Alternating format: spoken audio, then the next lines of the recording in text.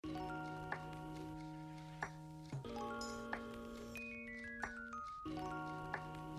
and bago mag-start ng video na to, gusto ko lang magpasalamat sa lahat. And bumalik na ulit ako sa YouTube to start a video para sa mga ganitong content. And please, do subscribe and click the notification bell para updated kayo sa lahat ng videos na lalabas ko. So itong video na to is about mental visualization and imagery and specializing things. So lahat ng mapapanood nyo ngayon is na-portray ko sa utak ko and inak ko lang based on how I visualize those things in my daily life. So, let's go!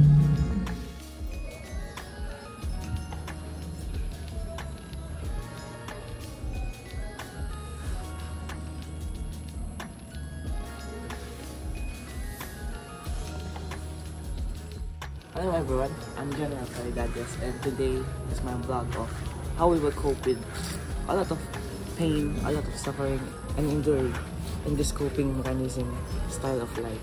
And you can see I didn't practice any of this skill. I just want to be this video genuine as much as possible to encourage you guys the most beautiful way of how to deal with problems. Go. So to start, let's go to the mental image. What is mental image? Mental image is just like a basic visualization of how will you see things differently from other people.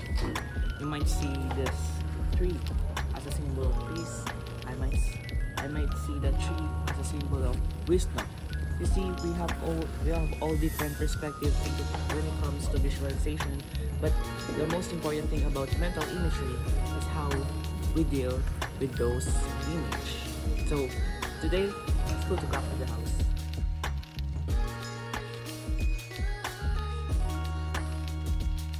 Nasa bahay na tayo na as you can see nga ako kape. Ba't nga ba ako nag-practice ba?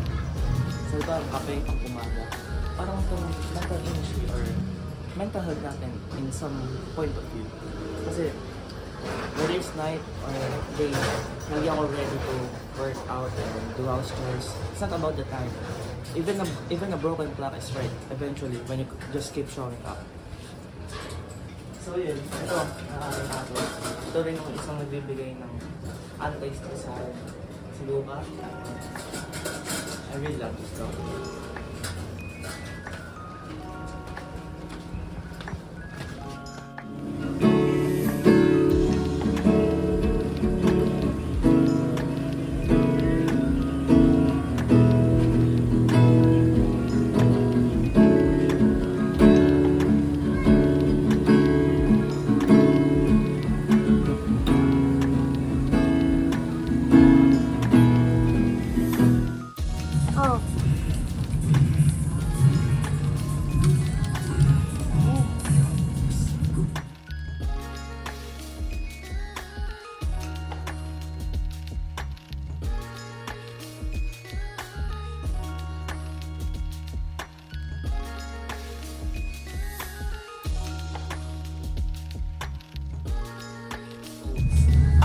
Tips na mabibigay ko para ma-achieve ang isang successful na mental imagery and visualization ay ang una, maghanap ka ng find a quiet space.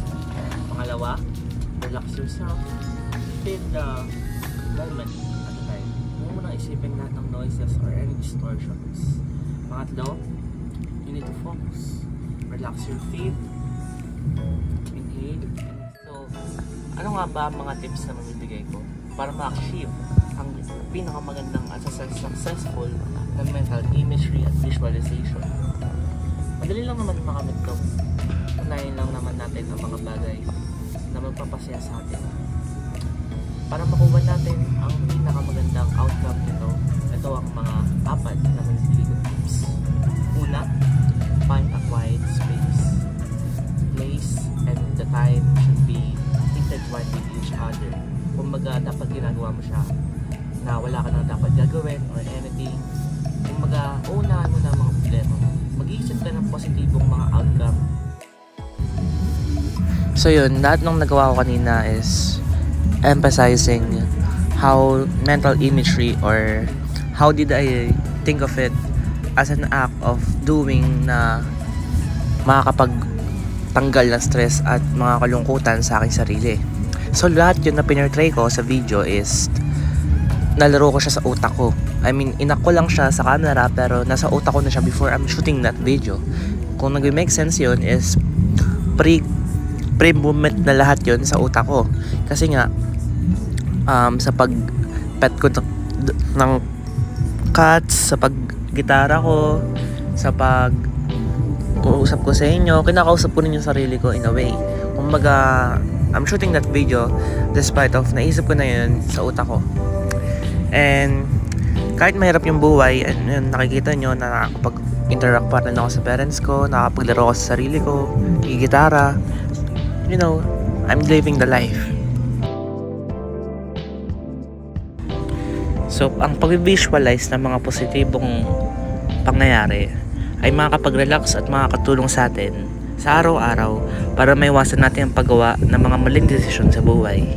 Ito ay pag-iisip at pagpapractice sa ating sarili para maging handa tayo sa paggising sa atin sa araw-araw dahil marami tayong haharapin at para wala tayong magawang mali. Sobrang dali lang mag-visualize. Lagi ka dapat kalmado, lagi kang masaya at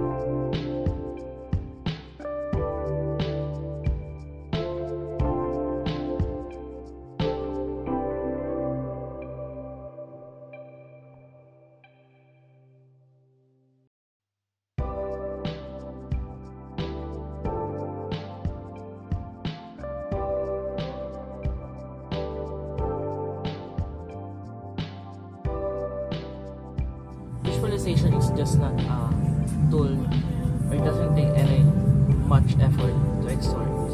It just take a little patience of your time and dedication to achieve the daily life of what life brings into our life.